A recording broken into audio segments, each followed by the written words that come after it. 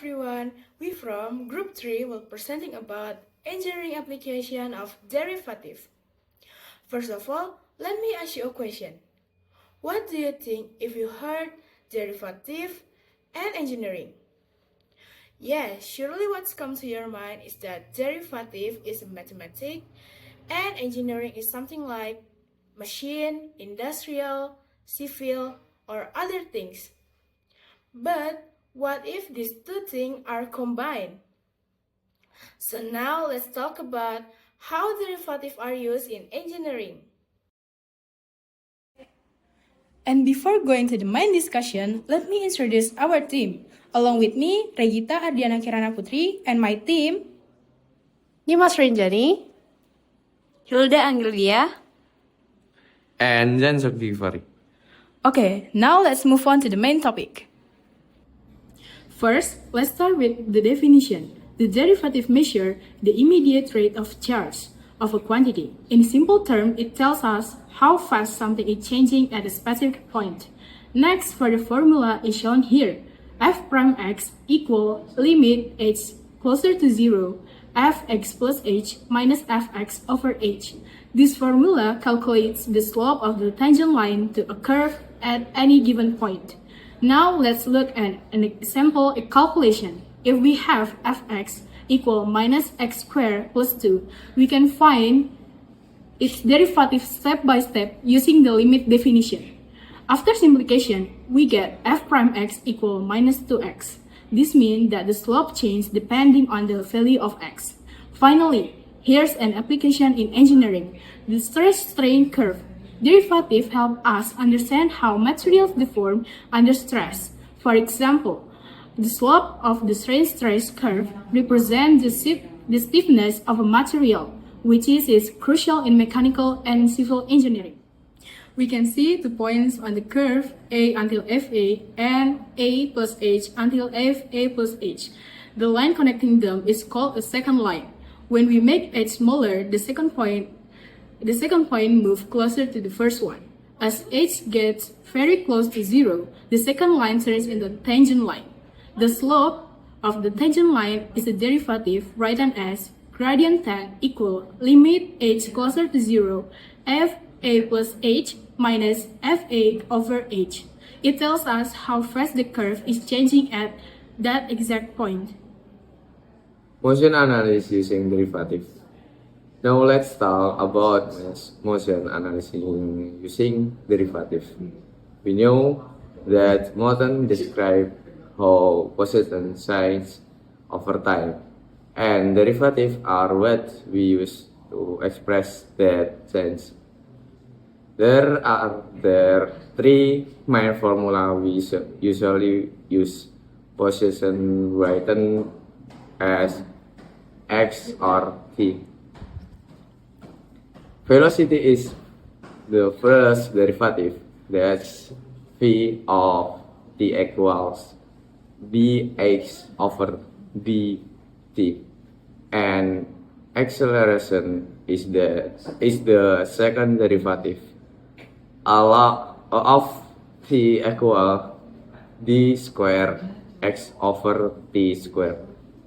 For example, if x of 2 equals t cube minus 2t, then velocity is 3t square minus 2 and acceleration is 6t.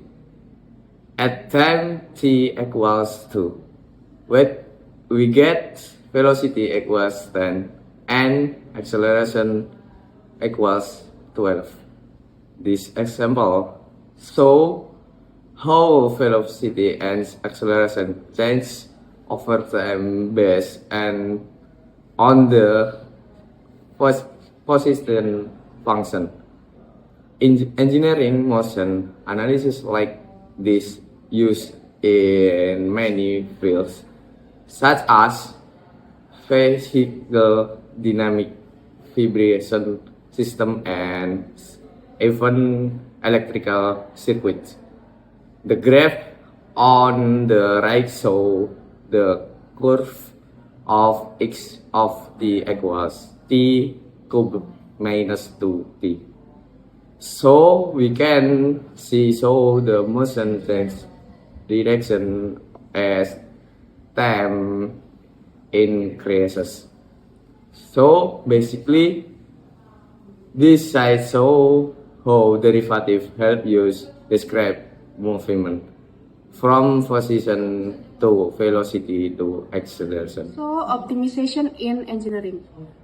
Finding layout variable that reduce or maximize a goal below constraint. Meaning, optimization is about finding variable values, design or layout that minimize or maximize a specific objective while respecting limit or constraint.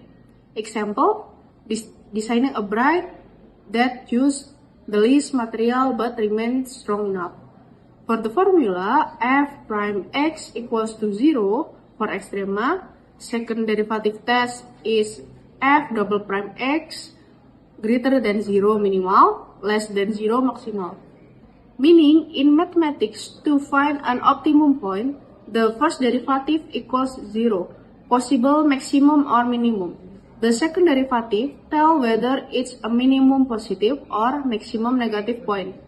Example, if fx equals to x squared, then f prime x equals to 2x equals 0 at x equals to 0.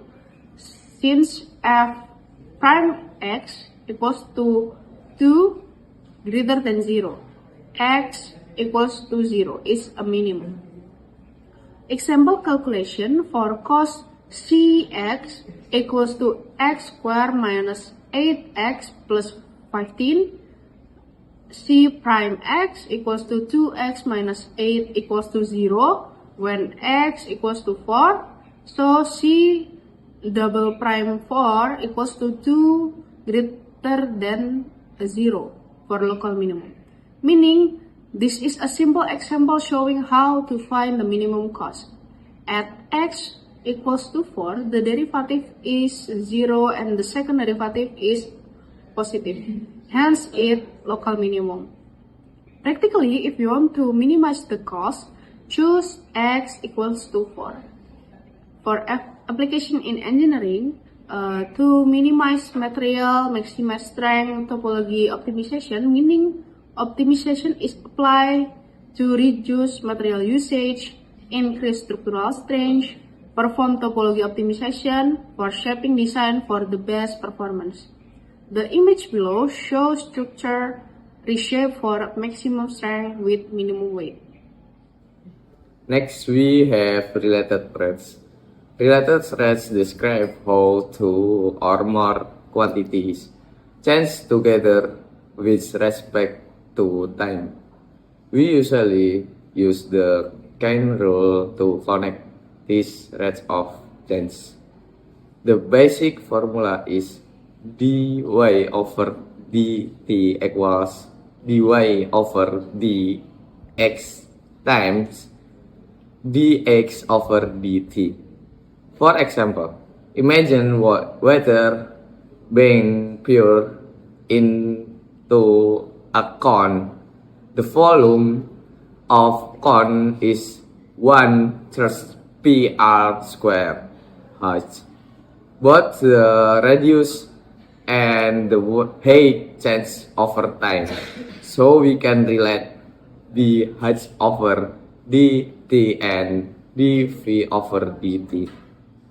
This helps you find how fast the water level rise or how fast the volume of water changes. In engineering, we use such related threads in many situations, like tank filling, piston and crank motion, and thermal expansion. On the right, you can see a cone being filled with water. As the height increases, the radius also changes. By using derivative, we can find the relationship between how fast the height and volume change at the same time. So this topic helps you understand how connected variables change together over time. Curve behavior and interpretation. So in this slide, I'm going to talk about curve behavior and interpretation, or simply how we can understand the shape of the curve using the first and second derivative. Starting from the defined part, we use the first and second derivative to figure out whether a curve is increasing or decreasing, whether it's concave up or concave down, and to find inflection point, which are where the curve change its shape. For the formula, the first derivative f prime x tell us if the function is going up or down. The second derivative f double prime x tell us the curvature concave up or concave down. And all inflection point happen when f double prime x equals to 0 and the sign change. Next, let's look the example calculation. We have fx equals to x cubic minus 3x. The first derivative is f prime x equals to x 3x squared minus 3, and the second derivative is f double prime x is 6x. From here, the critical point are at x equals to plus minus 1, and the inflection point is at x equals to 0. For the engineering use, the concept is super useful in a real life. It used to study stability, stress, and pressure behavior, and smooth motion in robotics. Basically, engineer can know when a system is stable or when its behavior start to change. And the image on the right show the difference between concave up and concave down. When the inflection point in the middle, that's where the curve switch its shape. So, in short, by using the first and second derivative, we can read how a curve behaves when it rise, fall, or change direction. Yeah. Engineering system modeling. So in this slide, I'm going to talk about engineering system modeling, or simply how we can represent the behavior of a physical system using the differential equation. Starting from the defined part, we use system modeling to describe how a system changes over time. Basically, it connects the system input and output through a mathematical model, so we can predict how the system will respond when something changes.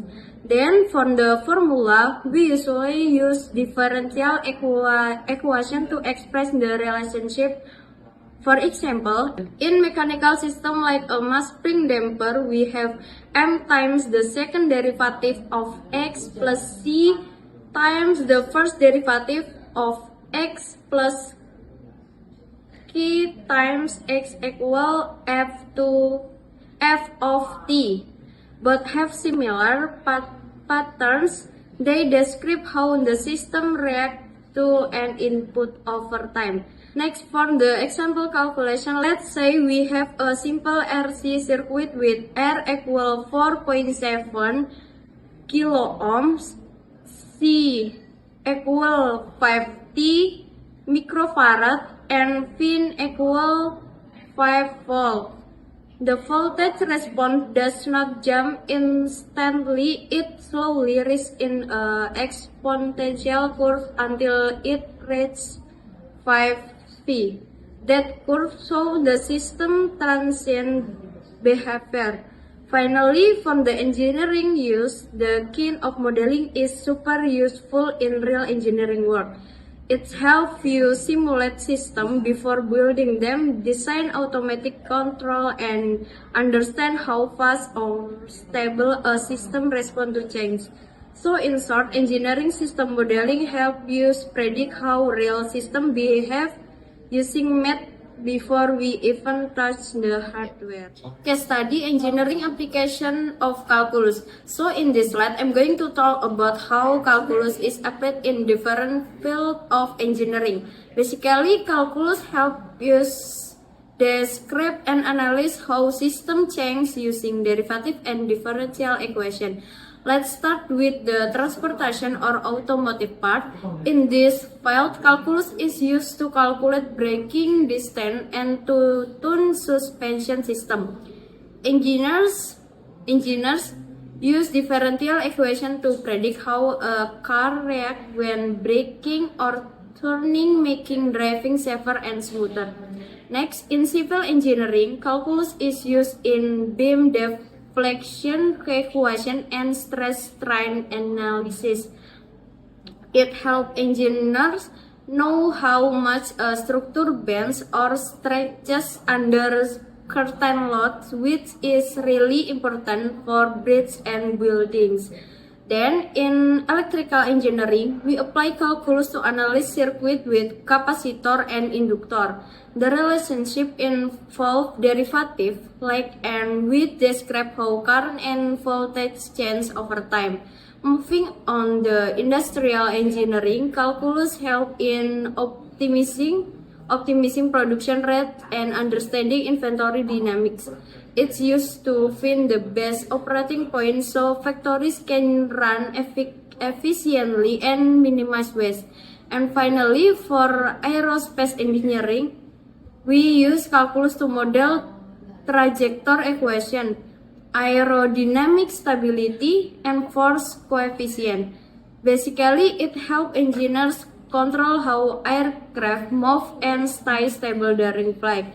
So in short, calculus is not just number on paper. It's actually what makes engineer system predictable, optimized, and safe in the real world. So, the conclusion of our discussion is derivative are a fundamental component of engineering mathematics, connecting theoretical calculus to real-world application. Derivatives allow engineers to develop smarter, safer, and more efficient systems to promote innovation across many engineering disciplines by modeling, optimizing, and analyzing them.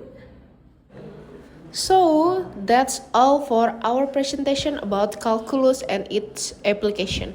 We hope this explanation helps you to understand how calculus works in real engineering system. Thank you for your attention, and we're open to any question or feedback. Thank you. See you.